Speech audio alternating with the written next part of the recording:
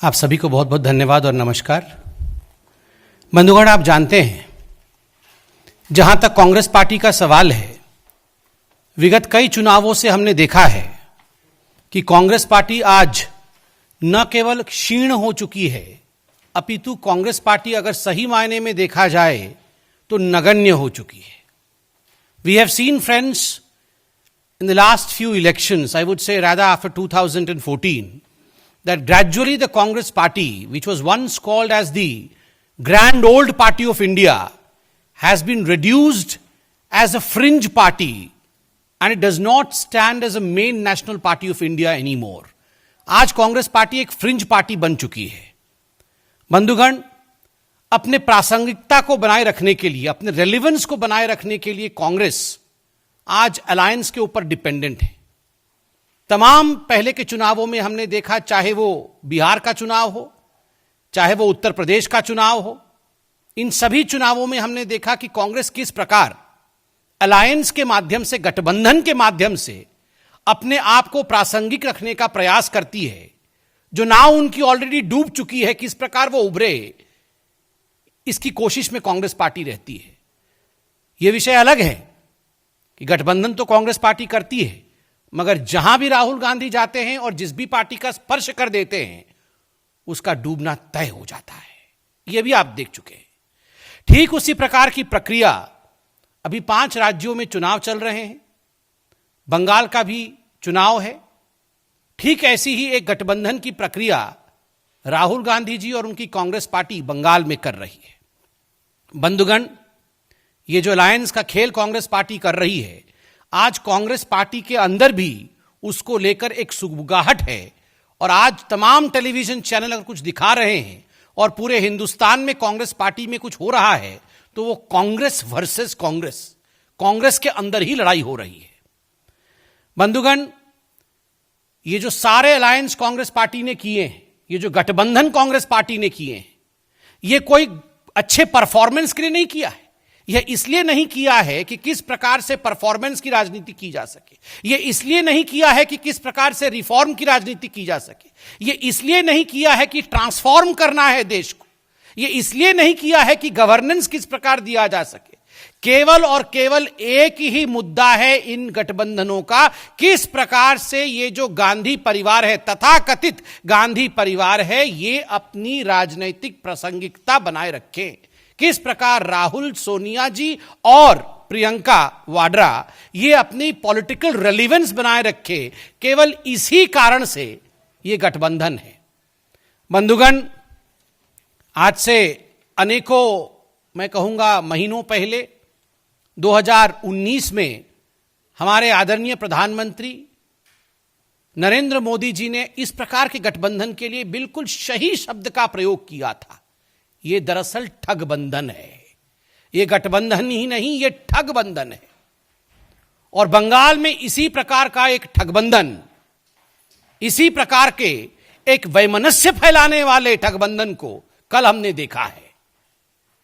आज सुबह से ही यह न्यूज में चल रहा है किस प्रकार जो इंडियन सेक्युलर फ्रंट ISF है, जो एक मुस्लिम क्लेरिक है, जो एक मौलाना है, अब्बास सिद्दीकी, उनकी एक पार्टी बनी है। और स्वाभाविक है, मौलाना की पार्टी है, ये कोई सेक्युलर क्रेडेंशियल वाली पार्टी नहीं है। उसके साथ जिस प्रकार कम्युनिस्ट पार्टी और कांग्रेस पार्टी एक साथ बैठे हुए हैं, एक साथ अलायंस में चल रहे हैं। हम तो भारतीय जनता पार्टी हैं, ऑपोजिशन में है।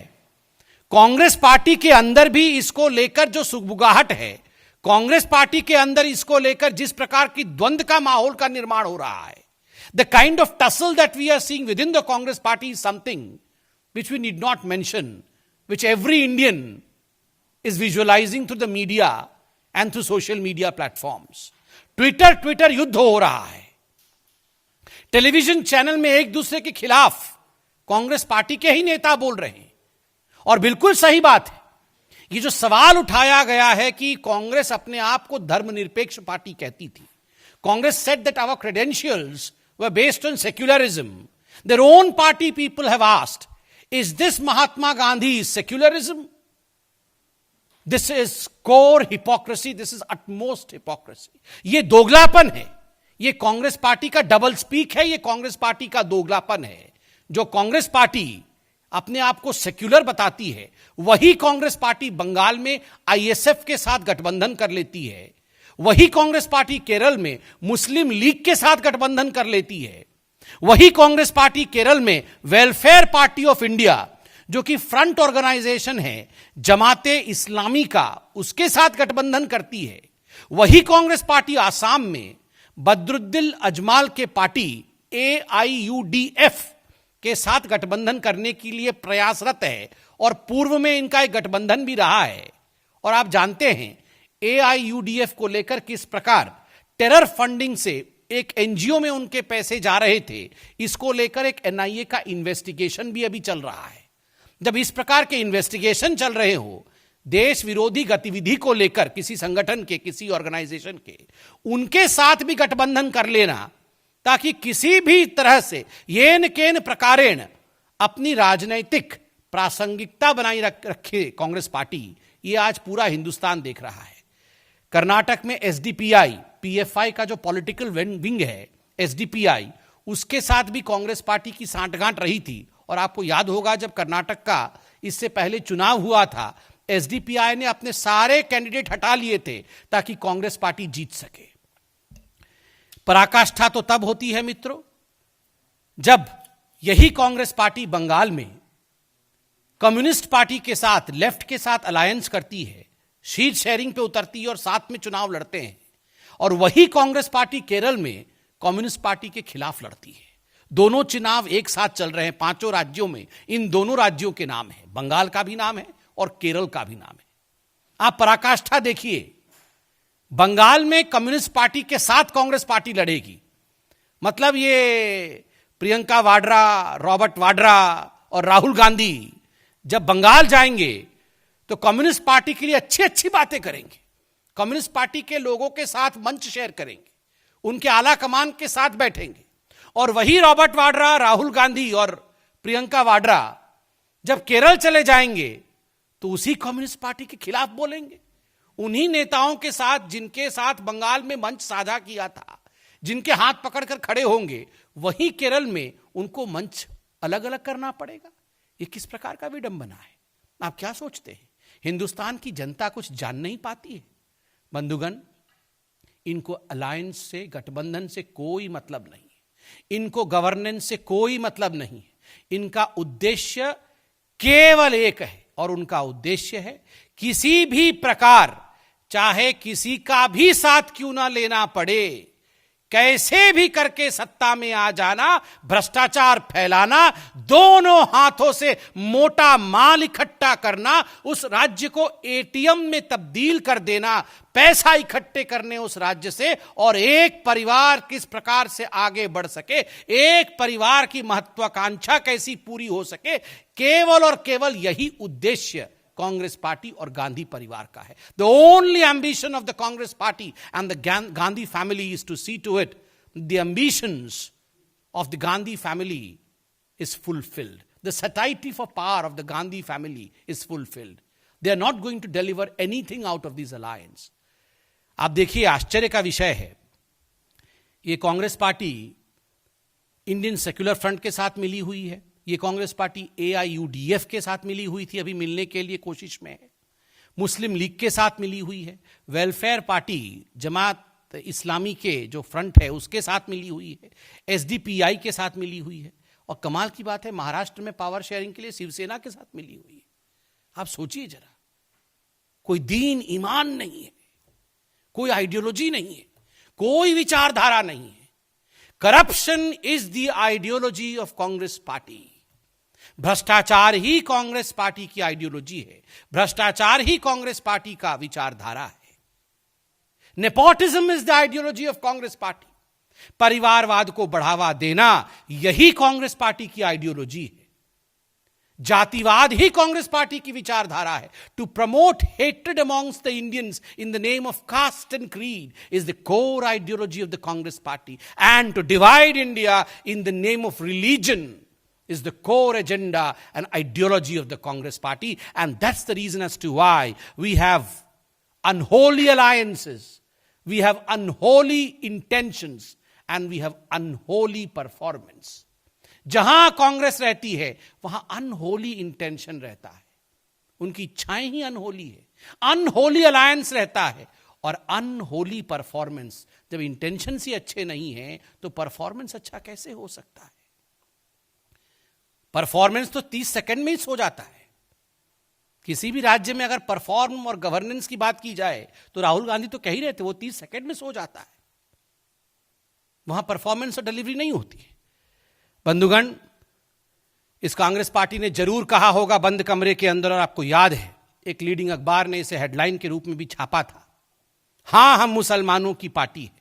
ये राहुल गांधी ने कहा था, हां हम मुसलमानों की पार्टी है. मगर आज हम यहां स्पष्ट कर दे, जहां तक कांग्रेस पार्टी का सवाल है, ये भले ही बंद कमरे में कहते हो हां हम मुसलमानों की पार्टी है, ये मुसलमानों की पार्टी भी नहीं है, ये केवल घर वालों की पार्टी है. ये रॉबर्ट वाड्रा की पार्टी है, ये सोनिया जी की पार्टी है, ये राहुल की पार्टी है और ये प्रियंका वाड्रा की पार्टी है. बस इन चारों की पार्टी है और ये किसी की पार्टी नहीं है. बस इन चारों का भरण पोषण होता रहे, इन चारों को सत्ता मिलता रहे, मोटा माल परिवार तक आता रहे, इतना ही उद्देश्य इस परिवार का और इस पार्टी का है. और तो और look at the absurdity of these alliances. कल हम देख रहे थे ये आरजेडी जो है ये जाके ममता बनर्जी के पार्टी के साथ खड़ी हो गई थी. कमाल की बात है. बाकी राज्यों में कांग्रेस के साथ खड़ी हो जाती है. समाजवादी पार्टी जब मौका मिले तो साइकिल पे राहुल गांधी को बैठाया था कैरियर पे, अब वो जाके ममता जी के साथ बैठ गए. कमाल की बात है. कोई आइडियोलॉजी नहीं है, किसी के बीच नहीं है जी. ये सारे सही हैं. 19 लोग एक साथ हाथ पकड़ पकड़ के खड़े हुए थे ना 2019 के चुनाव में. ये 19 लोग एक साथ हाथ पकड़ के खड़े हुए थे कि हम जो है एक साथ मिलके यहां काम करेंगे. आप देख रहे हैं आरजेडी जाके ममता जी के साथ, कांग्रेस के साथ नहीं है. कांग्रेस जाके कम्युनिस्ट के साथ बंगाल में, कांग्रेस कम्युनिस्ट के खिलाफ केरल में. आप कमाल की बात आप यहां देखिए, यहां किसी प्रकार से भी कोई आइडियोलॉजी नहीं है. बंधुगण, मैं अंत में इतना ही कहूंगा कि जहां तक कांग्रेस पार्टी का सवाल है, as far as the Congress party is concerned, no amount of political pushups, no amount of political pushups और dance of alliance by their former president and upcoming president Shri Rahul Gandhi ji is going to save this already sunk ship called Congress party.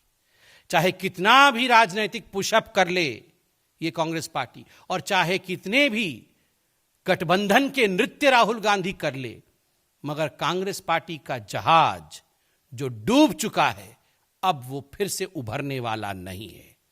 5 राज्य में जो चुनाव हो रहे हैं, जिनकी घोषणा अभी कुछ दिनों पूर्व हुआ है, इन 5 राज्य की जनता, बुद्धिमान जनता, नरेंद्र मोदी जी के परफॉर्मेंस, नरेंद्र मोदी जी की विकास उन्मुख जो गवर्नेंस है उसी को आशीर्वाद देगी.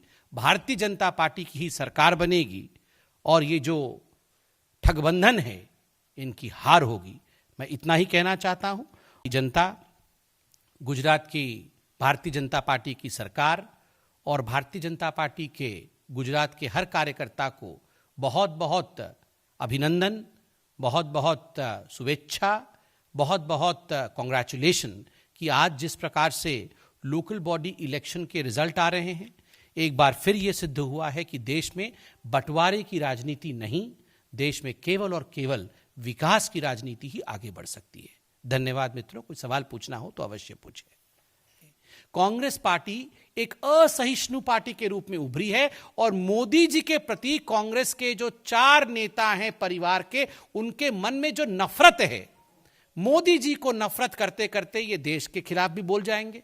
मोदी जी को नफरत करते करते ये इस आलम पे पहुंच गए हैं, इस हालत में पहुंच गए हैं कि अगर उनके नेता भी मोदी जी के अच्छे कामों को सराह देंगे तो ये अपने ही नेताओं के खिलाफ सड़कों पर उतर जाएंगे.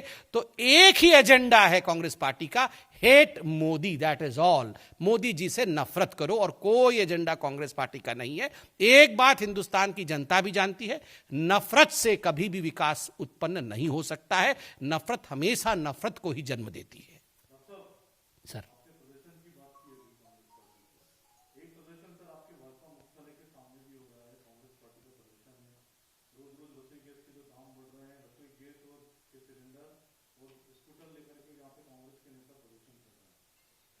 देखिए, पहले तो कांग्रेस पार्टी के दफ्तर के अंदर ही जो प्रदर्शन हो रहे हैं, आपस में एक दूसरे के खिलाफ जो प्रदर्शन हो रहे हैं, G23 और वो जो खाली मिसाइल उसका राहुल गांधी, ये दोनों के ग्रुप के बीच में जो प्रदर्शन हो रहे हैं, ये पहले आपस में ही अपने प्रदर्शनों से निपट ले, बाकी बाद में प्रदर्शन करेंगे।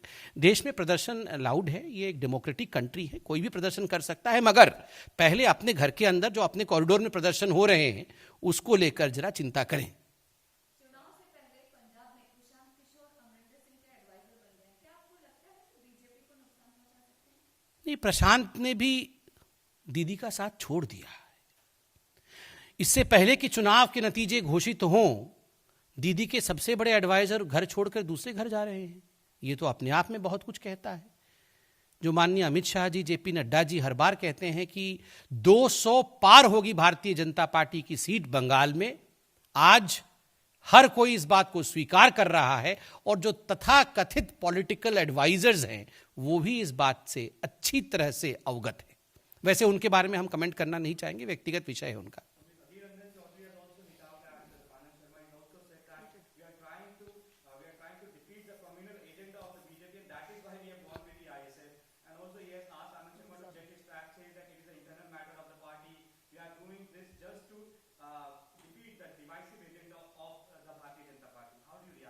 See, I have an unsolicited advice to the Congress party.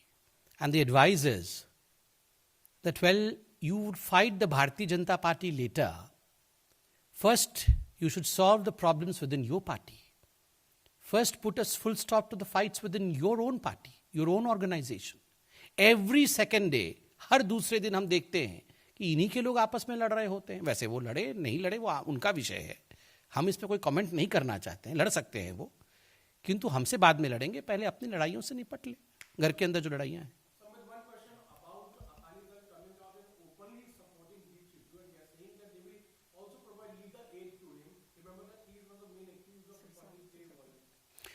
See, as far as political parties now supporting Deep Sidhu is concerned, it's aptly clear that all those political parties who were posturing and saying that Deep Sidhu is a BJP agent and all this what happened on 26th was something which the government did, they have been caught with the wrong foot forward. Remember, the anarchists proposed what happened on 26th. The law is taking its own course. No one should give any kind of protection or alibi to the forces which tried to break the unity of this country, the sovereignty of this country, and the indiscipline and the anarchy that we saw on 26 is something which should be condemned, and all those people and forces responsible for it have to pay the prices. Law will take its course. Thank you. देखिए, आज जहां तक दीप सिद्धू के साथ कुछ political party और कुछ संगठन जो खड़ी हो गई हैं, मुझे तो आश्चर्य हो रहा है। ये वही पॉलिटिकल पार्टी है जो दीप सिद्धू को कहते थे ये तो बीजेपी का प्लांट है, बीजेपी का एजेंट है। आज क्यों खड़े हो गए? कहीं ना कहीं जो मुखौटा इन लोगों ने पहना हुआ था, ये मुखौटा आज गिर गया है। आज सच्चाई की जीत हुई है, कानून अपना काम कर रही है। जिन लोगों ने भारत के संविधान के साथ, भारत के संप्रभुता के साथ 26 जनवरी के दिन खिलवाड़ करने की कोशिश की थी, कानून अपना काम जरूर करेगी। ऐसे तथ्यों को बचाना किसी को नहीं चाहिए। धन्यवाद। नमस्कार, मैं हूं मानक गुप्ता।